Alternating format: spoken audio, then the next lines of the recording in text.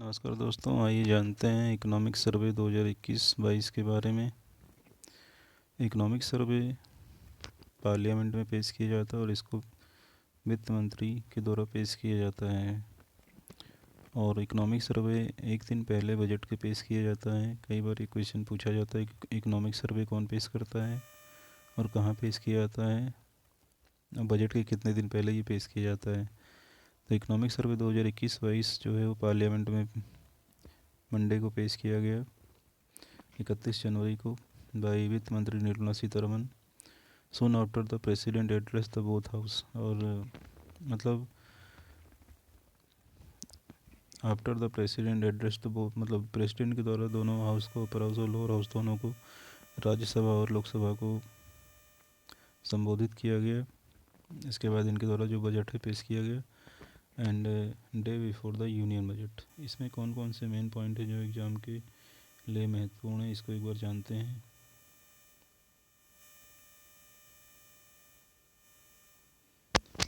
GDP growth rate जो project किया गया है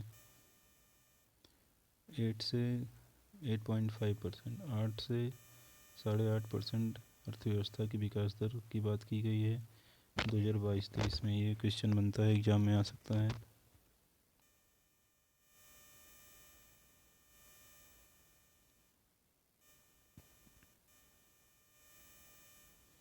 इसके बाद कहा गया है कि जो प्रति बैरल तेल का प्राइस है, कहा गया है कि 70 से $75 हो सकती है, ये अनुमान लगाया गया है। और जो कि प्रेजेंट टाइम में प्रति बैरल की बात करें $90 है। तो जैसा कि अगर प्रति बैरल तेल की कीमत जो है ये कम होती है तो जाहिर सी बात है इन्फ्लेशन पर इसका प्रभाव पड़ेगा, महंगाई कम हो सकती है। नेक्स्ट पॉइंट की बात की गई है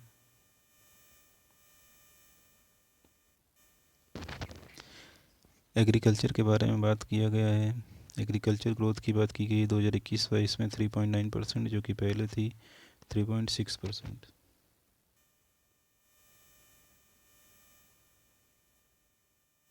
तो ये पॉइंट यहाँ पे महत्वपूर्ण है, ये ही एग्जाम में पूछे जाएंगे।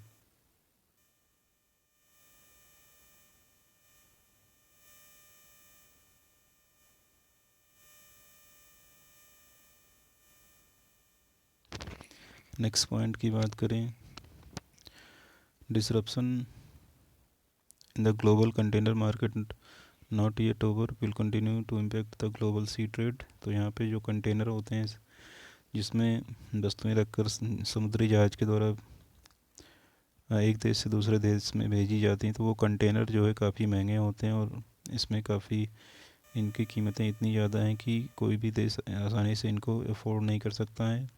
जैसे कि बात करें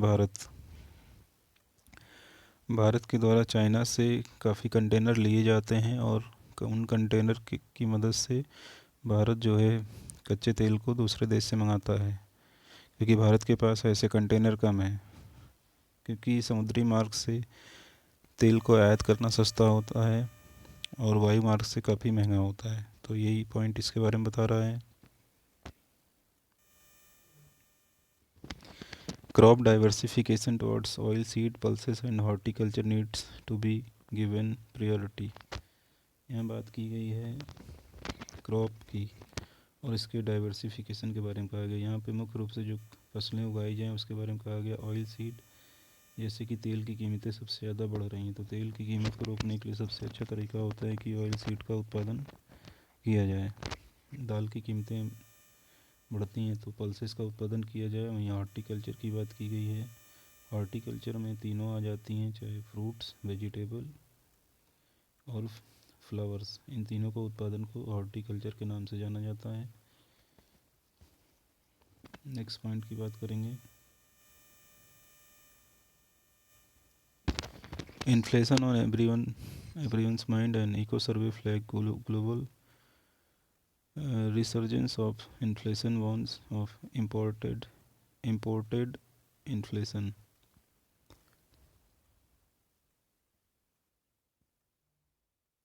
इन्फ्लेशन की बात की गई है कि जैसे कि काफ़ी कुछ इन्फ्लेशन जो है वो निर्भर करेगा कहीं ना कहीं जो बजट आएगा और किस प्रकार के से सरकार के द्वारा टैक्सेस वगैरह डिसाइड किए जाएंगे, और कहीं ना कहीं जैसे कि अभी बात करी गई ऑयल प्राइस पर, ऑयल प्राइस का भी और गैस की कीमतों का भी इस पर प्रभाव पड़ेगा। तो ये आने वाले समय में देखा जाए किस प्रकार से इसका प्रभाव अर्थव्यवस्था पर पड़ेगा।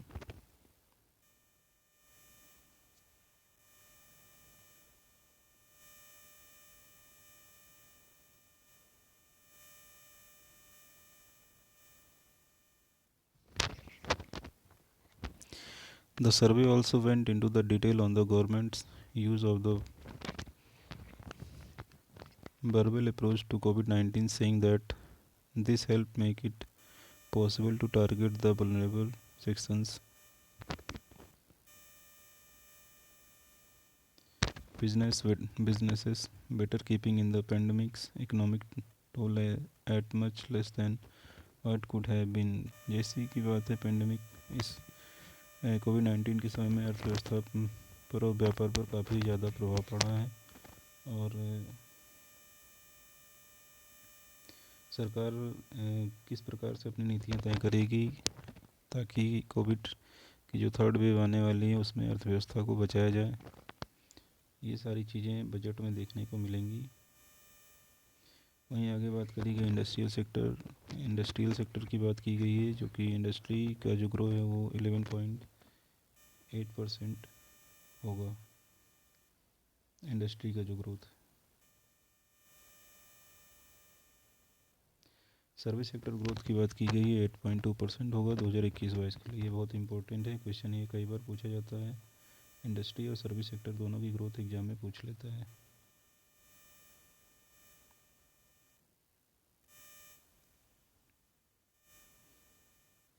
आगे बात करी गई expenditure on social service. Social service पर जो मतलब समाज सेवा और सामाजिक योजनाएं जो होती सरकार की, उसको सोशल सर्विस कहा जाता है। इस पर लगभग जो खर्च होगा वो बढ़ेगा 9.8%। इसमें खर्च में उछाल आएगा जो कि हो जाएगा 71.61 लाख करोड़ 2022 के फाइनेंशियल ईयर के लिए।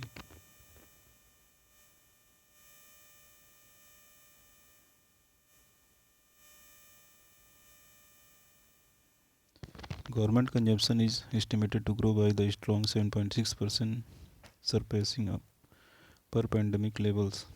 गवर्नमेंट का जो कंजप्शन है इसकी बात की गई है, और जिसमें लगभग बढ़त होगी 7.6% से।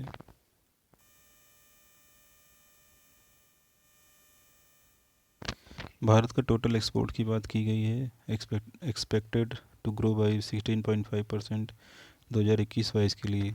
भारत का जो टोटल एक्सपोर्ट्स होगा, तो ये क्वेश्चन बनेगा, इम्पॉर्टेंट है यहाँ से ये question.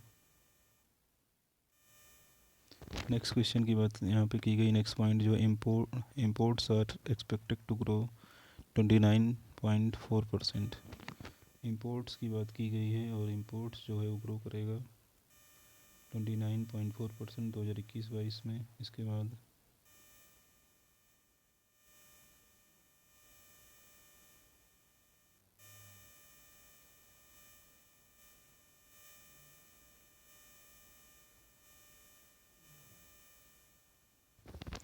consumption has grown 7% in 2021-22 with a significant chunk of it thanks to government spending।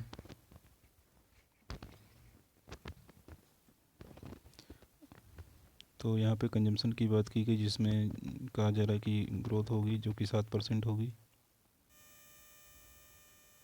Middle class borrowing की बात की गई है, मतलब जो मध्यम वर्गीय लोग हैं वह अपने खुद के घर के लिए लगभग जो यहाँ पे जो ग्रोथ होगी, मतलब खुद के घर बनाने के लिए जो लोन वगैरह लेंगे बैंक से, और इसमें ग्रोथ की बात की गई है 21.1% ग्रोथ ईयर ऑन ईयर, मतलब लगभग हर साल इसमें जो ग्रोथ होगी वो 21.1% के हिसाब से होगी।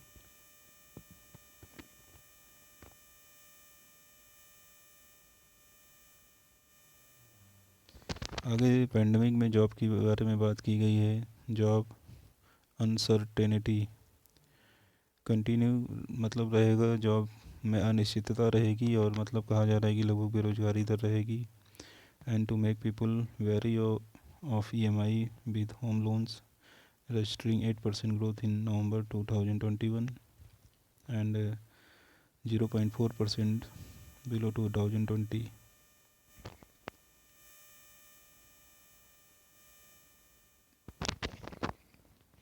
तो इसका मतलब हुआ कि जॉब आने की संभावना कम है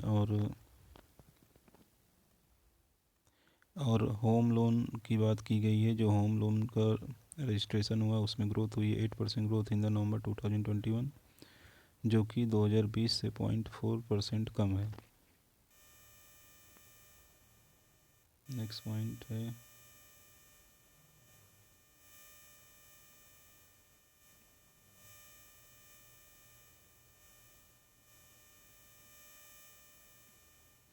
इम्पॉर्टेंट पॉइंट है ये रेलवे वगैरह के एग्ज़ाम के लिए, क्योंकि उससे ये क्वेश्चन आ सकता है। रेलवेज़ के लिए बात की गई 65,157 करोड़ कैपिटल एक्सपेंडिचर, मतलब ये खर्च किया गया है रेलवे पे रेल अप्रैल से नवंबर के बीच में 2021 में। और capex outlay in the ongoing financial year is at 2.15 lakh crore. और कहा जा रहा है कि इस खर्च से जो मतलब प्रॉफिट होने की संभावना है लगभग वो 2.15 लाख करोड़ होगी, और which is 5 time the total 2014 जो 2014 में लाभ हुआ था उससे कहीं ज़्यादा, मतलब 5 गुना ज़्यादा प्रॉफिट होगा अगर सरकार के द्वारा अप्रैल से नवंबर 2021 के बीच में 65,157 करोड़ का निवेश किया गया है। तो लगभग जो फ़ायदा होगा 2.15 लाख करोड़ का होगा। तो ये पॉइंट यहाँ पे महत्वपूर्ण है।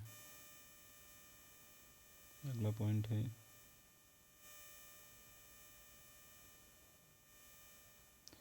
कहा जा रहा है railways capex will increase further in coming year and emerge as an engine of national growth the services. कहा जा रहा है कि रेलवे का जो प्रॉफिट है वो बढ़ेगा आने वाले समय में और भारतीय अर्थव्यवस्था के लिए सबसे महत्वपूर्ण रोल ये निभाएगा।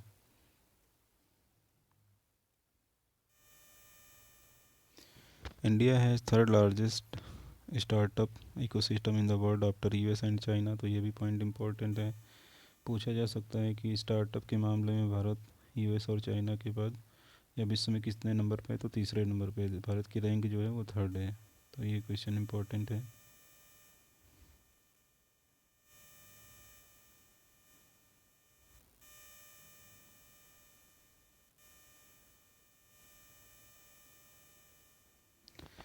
Delhi saw 5,000 new startups versus 4,514 in Bengaluru between April 2019 and December 2021। यहाँ पे स्टार्टअप कंपनियों की बात करी गई। लगभग देखा गया है कि दिल्ली में 5,000 लगभग नए स्टार्टअप का रजिस्ट्रेशन हुआ है और बेंगलुरु में लगभग 4,514 का। तो इस तरीके से स्टार्टअप बढ़ रहे हैं धीरे धीरे।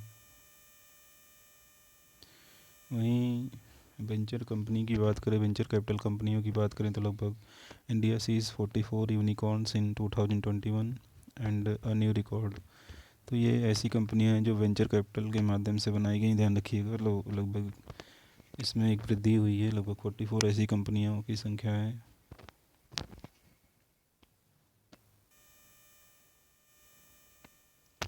इन अप्रैल नवंबर 2021 में लगभग 89,066 crore was raised by 75 IPO issue initial public offering. इसे कहा जाता है आईपीओ का मतलब होता है फर्स्ट टाइम जब कोई कंपनी अपने शेयर जारी करती है तो उसी को आईपीओ कहा जाता है, initial public offering.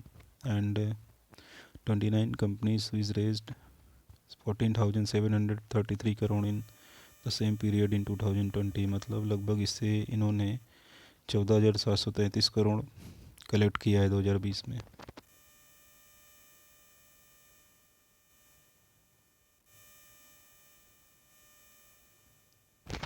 Forex low current account deficit and capital inflows keeping external sector well supported. मतलब विदेशी जो इनकम है उसमें कमी आई है विदेशी विदेशी मुद्रा में, जो हमारे विदेशी मुद्रा भंडार है उसमें कमी आई है।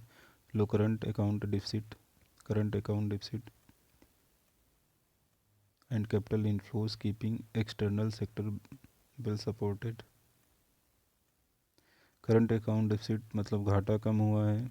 सॉरी, यहाँ पे फॉरेक्स जो है विदेशी जो मुद्रा है, लो करंट अकाउंट डिफिसिट मतलब करंट चालू खाते का जो घाटा है वो कम हुआ। चालू खाते का घाटा का मतलब होता है कि अगर आप दूसरे देश से कोई वस्तु खरीदते हैं तो आप उसका विदेशी मुद्रा में डॉलर में पेमेंट करेंगे, और अगर बेचते हैं तो आपके पास विदेशी मुद्रा आती है। तो अगर यहाँ पे घाटा की बात की जाए तो घाटा तब होगा जब ज़्यादा मात्रा में हम लोग मतलब इंपोर्ट हमारा ज़्यादा होगा तो घाटा होगा, एक्सपोर्ट ज़्यादा होगा तो फ़ायदा होगा। तो इसमें मतलब कहा जा रहा है कि कमी आई है।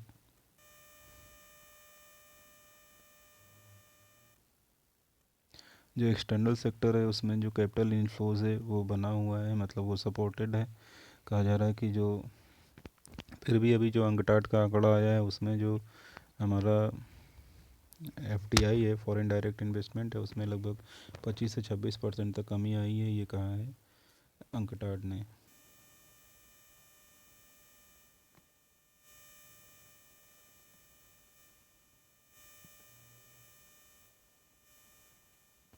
आगे पॉइंट बात करें, share of individual investors in total NSC turnover increases 44.7%। तो जो इंडिविजुअल हैं, जो इन्वेस्टर्स हैं, उनके जो शेयर हैं, ध्यान रखिएगा, एनएससी में मतलब एनएससी मतलब वृद्धि हुई है, इंडिविजुअल इन्वेस्टर में वृद्धि हुई है, और इसकी वजह से एनएससी का जो टर्नओवर है वो भी बढ़ा हुआ है 44.7%। तो ये भी पॉइंट इम्पोर्टेंट है। इसके बाद 221 लाख इंडिविजुअल डीमेट अकाउंट खोले गए हैं। 221 लाख डीमेट अकाउंट खोला गया। डीमेट अकाउंट जिसका पूरा डीमेट का फुल फॉर्म होता है डीमेटरलाइजेशन, एक ऐसा खाता होता है जिससे शेयर खरीदा बेचा जाता। तो ये बैंक के एग्ज़ाम के लिए बहुत ही महत्वपूर्ण होता है पॉइंट।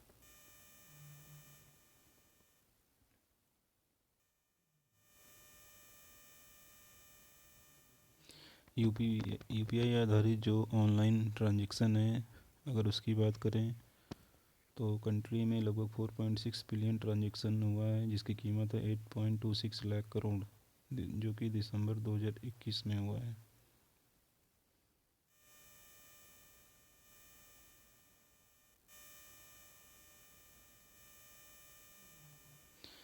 इन अप्रैल से नवंबर के बीच में अगर हम बात करें 2021 में यूपीआई आधारित जो ट्रांजैक्शन है, it is more than 24.26 million and one time mandate create transaction worth rupees 44,381 crore. ये पॉइंट उतना ज़्यादा इम्पोर्टेंट नहीं है एग्ज़ाम के पॉइंट ऑफ व्यू से। जो मेन पॉइंट है उसको मैं बता भी दे रहा हूँ, जो ज़्यादा एग्जाम में पूछे जाने की संभावना है। नेक्स्ट पॉइंट देखते हैं।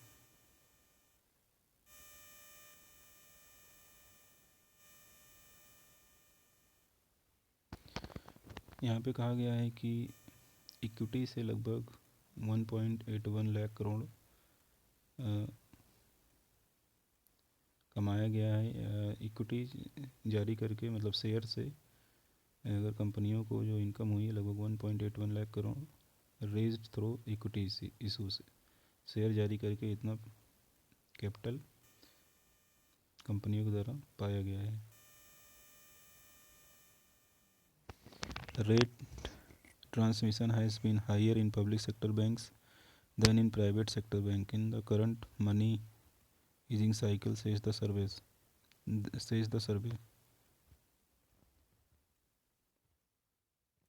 रेट की अगर बात की जाए, transmission has been higher in public sector bank than private sector banks. जिससे रेट की बात करी गई है कि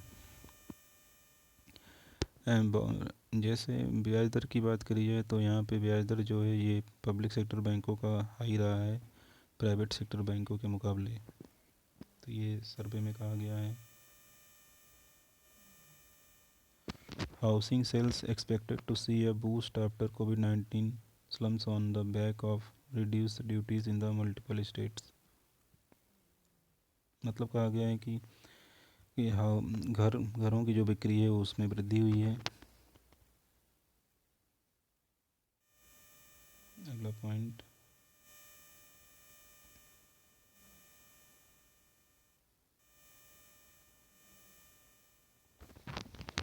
five sectors capture around 83% of the aggregate pipeline value roads 27%, railway 25%, power 15%, oil gas pipeline 8% and telecom 6%।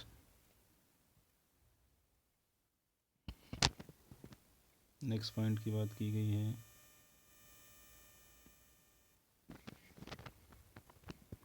ये इतना इम्पोर्टेंट पॉइंट नहीं है। लास्ट पॉइंट की बात की गई है, climate finance will remain critical to successful climate action by the developing countries including India, says the survey. Climate finance will remain the critical to successful climate action by developing country। देखिए यहाँ पे जैसे बात करी गई finance की, तो it is depend on the situation of the economy. अर्थव्यवस्था की जो सिचुएशन होगी उसके अकॉर्डिंग ही जो फाइनेंस होता है वो होता है। और जितनी भी डेवलप कंट्री हैं वहाँ पे सिचुएशन जो भी होगा अर्थव्यवस्था की, उसके अकॉर्डिंग ही वित्तीय सुविधाएं दी जाती हैं।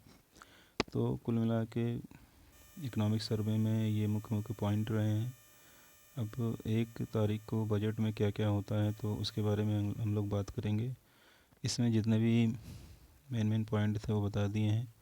आने वाले एग्ज़ाम में इकोनॉमिक सर्वे से कुछ क्वेश्चन पूछे जा सकते हैं। Thank you.